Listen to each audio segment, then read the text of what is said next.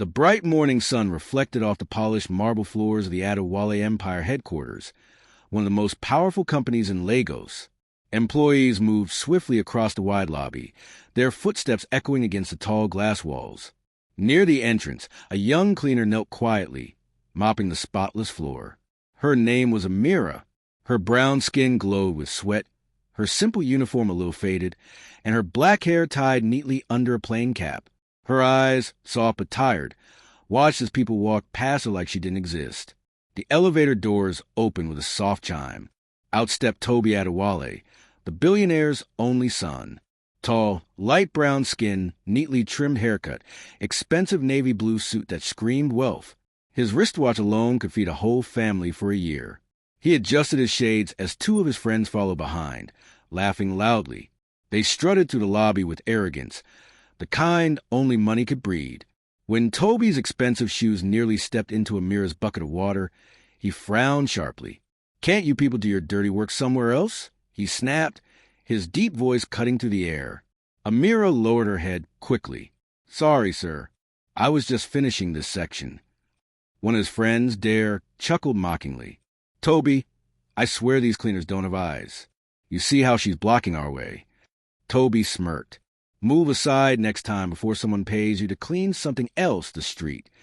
A few employees nearby paused, shocked by his words, but no one dared to speak. Amara slowly picked up her mop and bucket, her heart pounding, humiliation burning in her chest. She wanted to cry, but she forced herself to stay calm. As Toby and his friends walked toward the elevator, the receptionist whispered under her breath, "He shouldn't have said that. If only he knew who she really is." But Amara heard nothing. She turned back to her work, her quiet strength the only thing that kept her standing, unaware that the same man who mocked her was about to face a truth that would shake his world. The morning stretched into noon. The sun burned through the wide glass walls of the Adewale Tower, lighting up the sleek offices where power hummed like electricity. Inside, whispers spread like wildfire. Everyone was talking about what had happened in the lobby. Amara, the cleaner, kept working quietly on the top floor now, her brown skin glistening with sweat, the faint scent of cleaning polish around her. She moved carefully, her mop gliding across the tiles, her soft black curls tucked neatly beneath her cap, but her mind wasn't at peace. Toby's words still echoed in her head, sharp, cold, unforgettable. Downstairs in the executive boardroom, Chief Adewale, the billionaire himself, stood at the window, tall and commanding. His deep ebony skin gleamed against his light gray agbada, gold-rimmed glasses resting perfectly on his nose. He looked out over the city, thinking. Behind him, his secretary spoke softly. "Sir, your son has arrived." Chief Adewale turned slowly, his tone steady. "Send him in." The glass door opened. Toby walked in confidently, phone in hand, still smirking as if he owned the world. "Morning, Dad," he said casually. His father studied him in silence for a moment. "Toby, sit down." Toby obeyed, half reluctant. The air felt thick. His father's tone carried authority, the kind that could silence a whole boardroom. "I heard about what happened this morning," Chief Adewale began. Toby frowned slightly. "What do you mean?" "The cleaner," his father said evenly. "You insulted her in front of everyone." Toby laughed, dismissive. "Oh, that? Come on, Dad. You're talking about a cleaner. It's not that deep." His father's expression didn't change. "You forget that every person in this company represents us. Every word you speak carries our name. You have your mother's pride, but none of her humility." Toby rolled his eyes. "You're exaggerating. She's just—" "Enough!" Chief Adewale's deep voice boomed, stopping in mid-sentence. "You don't know who that girl is, do you?" Toby blinked, confused. "Who she is?" "She's a cleaner." Chief Adewale turned toward the window again, his voice quiet but heavy. "You may soon regret those words." Before Toby could respond, the secretary knocked gently and stepped in. "Sir, there's someone waiting in the reception. She says she came to see you urgently." "Who is she?" "A visitor from the charity foundation you sponsor, sir." "Send her in," Chief Adewale said.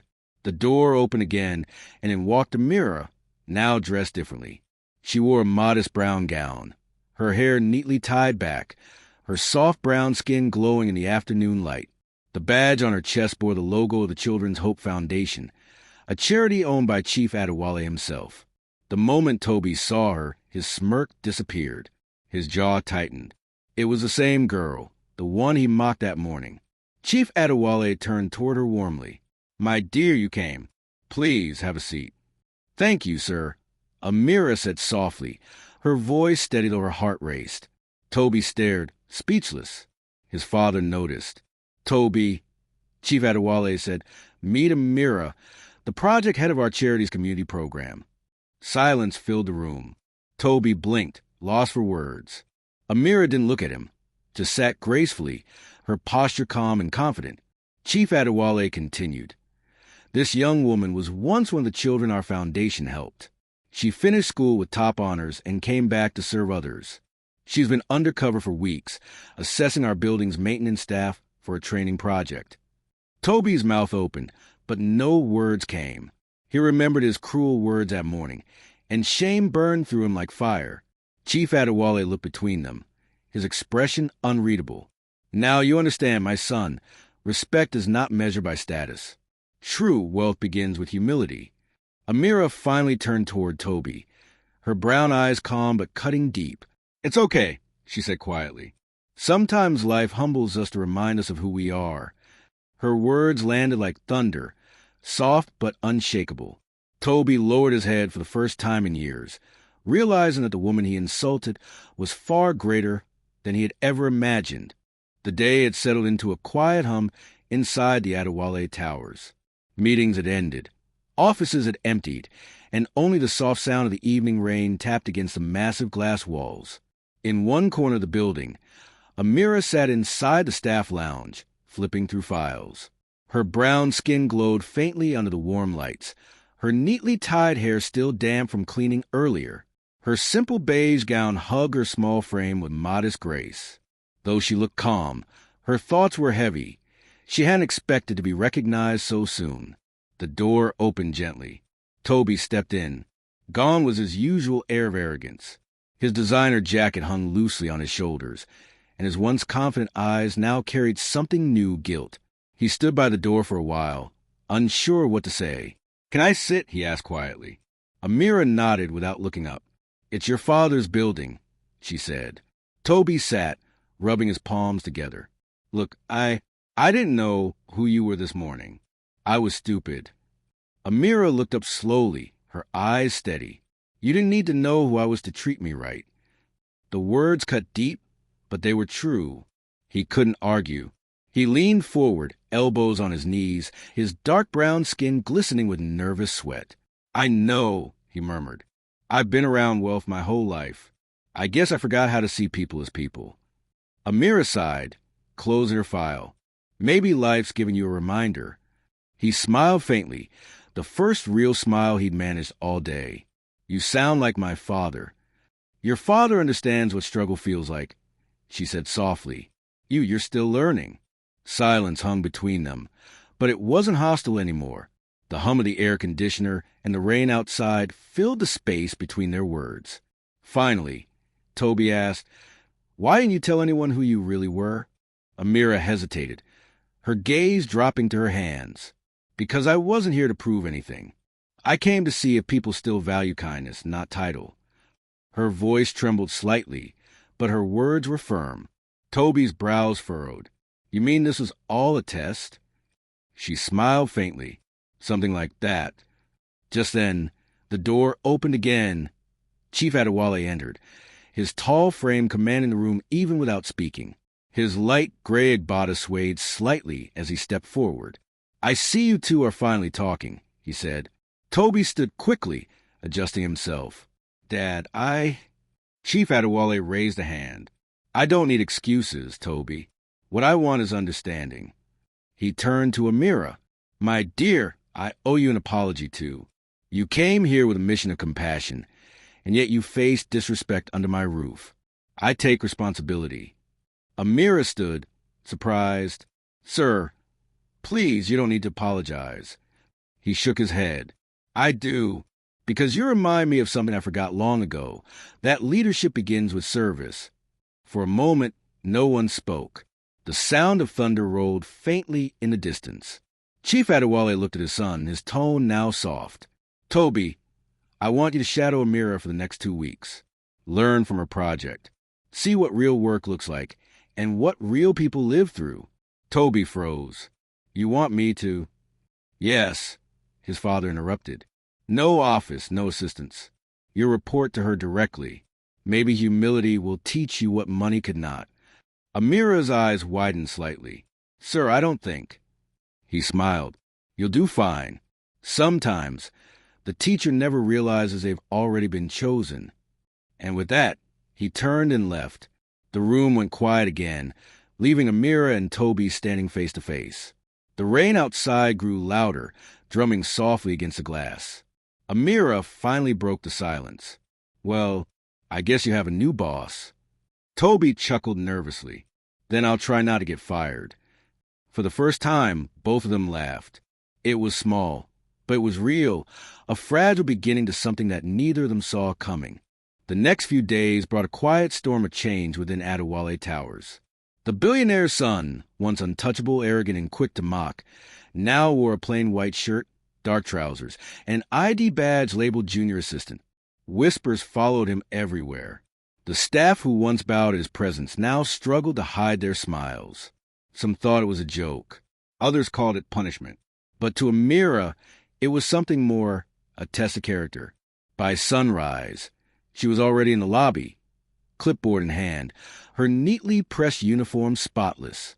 Her dark brown skin glowed under the morning light, seeping through the glass walls, her hair tied back into a tight bun. Every movement she made was calm, controlled, precise. Then the elevator doors opened. Toby stepped out, balancing a mop bucket and a broom, his designer wristwatch now replaced by a simple black rubber band. His confident stride had softened. His polished shoes were replaced by ordinary work boots. He approached her quietly. I'm ready. Amara didn't look up. We'll see. Their first task took them to the top floor, the same level where, days ago, Toby once gave orders. Now he was sweeping the corridors, following Amira's instructions. At first, he tried to speak, to explain, to defend himself. But she stayed silent, focused on her work. Hours passed. The once proud heir found himself bending, cleaning, scrubbing. His arms ached, his back burned, and sweat rolled down his face. He looked up once, catching Amara watching him. What? He asked, breathless. Nothing, she said, hiding a smile. You're learning. I've never done this before. That's obvious. He chuckled weakly. You enjoy this, don't you? She shrugged. Not the cleaning, the lesson. Toby sighed, leaning on the mop handle. I didn't think this would be so hard. Amara turned to face him. That's because you never had to survive it. Her words hit deeper than she intended. For a moment, the sound of the mop and distant office chatter filled the silence. Then Toby spoke softly. Do you really think I'm hopeless? Amara paused. No, I think you're untested. But life has a way of testing everyone, even billionaire sons. He nodded slowly, his tone humble. Then maybe this is my turn. Later that day, while delivering documents to another floor, they stopped at the HR department. A familiar voice called out from behind. Is that Toby Adewale with a mop? They turned to see Bode, one of Toby's old friends from university, now an executive in the company. Bode's laughter echoed down the hallway. I can't believe this. The great Toby scrubbing floors. Amira's expression didn't change. Maybe he's learning the value of work, she said. Bode smirked. From you? Please. Some people were born to clean, others were born to command. Toby's jaw tightened. Enough, Bode. But Bode stepped closer, still mocking. You think your father's little charity game makes you humble? You'll be back in your office by next week. Toby dropped the mop. You might be right, but for now, I'm fine being here. The confidence in his tone silenced Bode. Amara gave him a small approving nod before walking away. That evening, when the office lights dimmed, Amara and Toby sat on a balcony overlooking the city. The wind carried the faint scent of rain. Amira folded her arms. That was brave. Toby shrugged. I just didn't want to let him insult you. She smiled faintly. You're changing. Maybe you're the reason.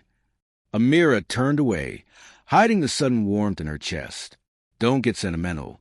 He laughed softly. Too late. The silence that followed was gentle. Two very different souls finally finding rhythm in their differences. Then Amira spoke quietly, her eyes on the night sky. You remind me of someone I used to know, before life became this complicated. Who? Toby asked. She hesitated. A boy from my past. Someone who once showed me kindness when I was nothing. Toby leaned forward. What happened to him? Amira's expression dimmed. He moved abroad, promised to come back. He never did. Toby's chest tightened, an unfamiliar feeling stirring. Maybe he had a reason. Or maybe people forget who they are when they get everything they want, she replied softly. The wind grew stronger, brushing against their faces. Neither spoke again for a while. Inside the building, Chief Adewale watched from the upper balcony, a faint smile on his face. He turned to his old friend, the company's lawyer, and whispered, It's working. He's starting to see what money can't teach. And down below, as the city lights flickered and thunder rumbled faintly in the distance, Toby and Amira sat in quiet understanding, unaware that their stories were already bound by something far deeper than either of them could yet imagine. Rain clouds hung low over the city the next morning, turning the skyline gray and reflective. The day started quietly inside Adewale Towers, but an undercurrent of tension ran through every floor. Whispers had begun to spread about the billionaire's son, the cleaner, and something more that people couldn't quite name. Toby walked into the maintenance room, his shirt sleeves rolled up, his once-polished shoes stained with work. The smell of detergent and metal filled the air. Amira was already there, sorting cleaning supplies, her neat uniform pressed and spotless as always. Her dark skin glowed faintly beneath the flickering light, her hair tied back tightly, revealing her calm, determined expression. Morning, Toby said quietly. She nodded. You're early. I didn't sleep much, he admitted, leaning against the counter. Kept thinking about things. She raised an eyebrow. Work things or life things? Both, he replied with a small, tired laugh. You ever wonder why we meet certain people at the strangest times? Amira froze slightly, not turning around. Sometimes, life brings people back to teach unfinished lessons. Toby frowned at her words, as though they carried a weight he didn't yet understand. Moments later, the billionaire himself, Chief Adewale, stepped into the maintenance room, his presence instantly commanding the space. His deep voice echoed, You've both done well these past weeks. They turned. Toby straightened immediately, while Amira bowed slightly, unsure what the visit meant. Chief Adewale's gaze lingered on his son. Toby, there's something I want you to see. Follow me.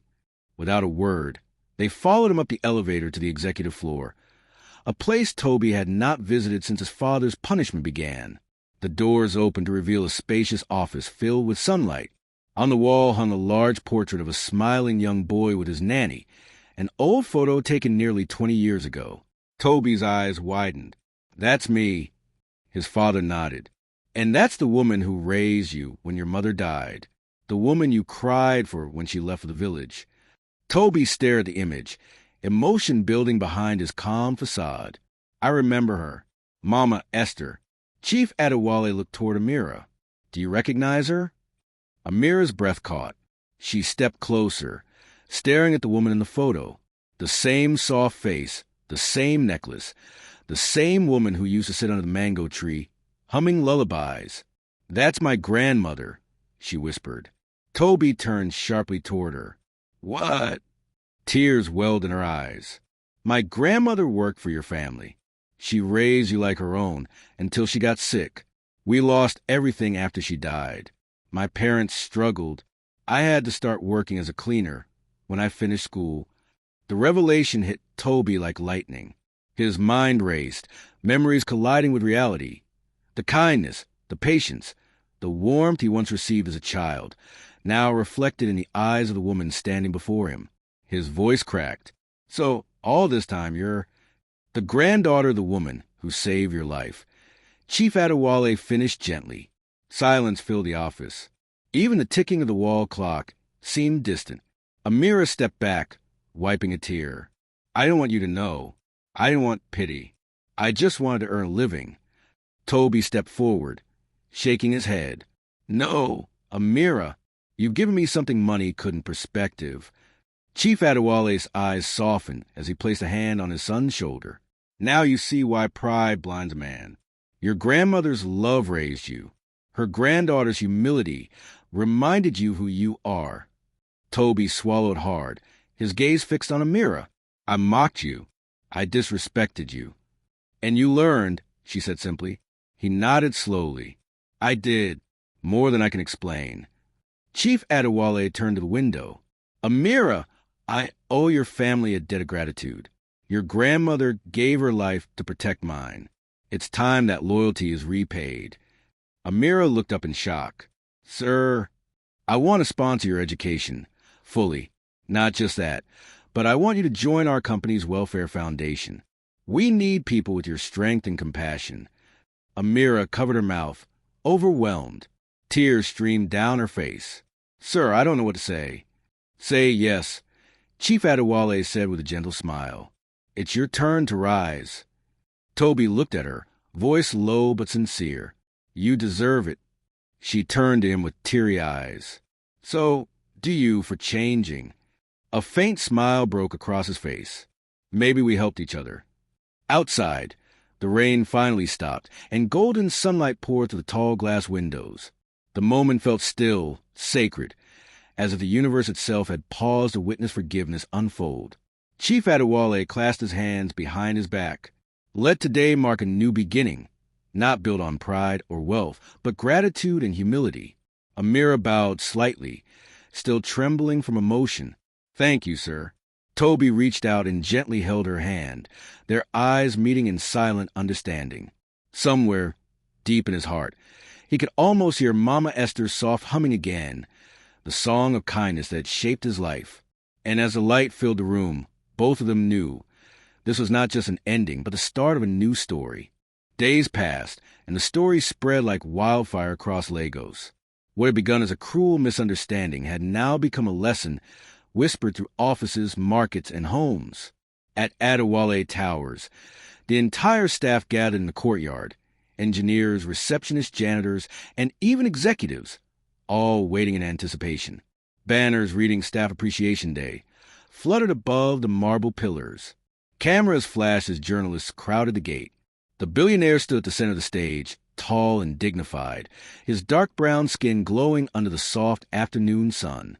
His white agbada flowed gracefully, his deep voice commanding yet calm. Today, he began, we honor humility, not status. We celebrate the value of every hand that builds this company, from the boardroom to the broom. Applause echoed across the courtyard. Beside him stood his son, wearing a fitted gray suit. He looked nothing like the arrogant heir from weeks before. His posture was humble, his expression calm. And standing next to him, dressed in a simple but elegant white gown, was Amira, the cleaner who had changed everything. She looked radiant, her dark, smooth skin glowing in the sunlight, her braided hair neatly wrapped in a silk scarf, her soft brown eyes full of quiet strength. Chief Adewale continued, his voice carrying through the microphone. Some weeks ago, my son insulted a staff member, but instead of revenge, she responded with grace. Today, she stands not as a cleaner, but as the head of our company's new humanitarian foundation, dedicated to helping those in need.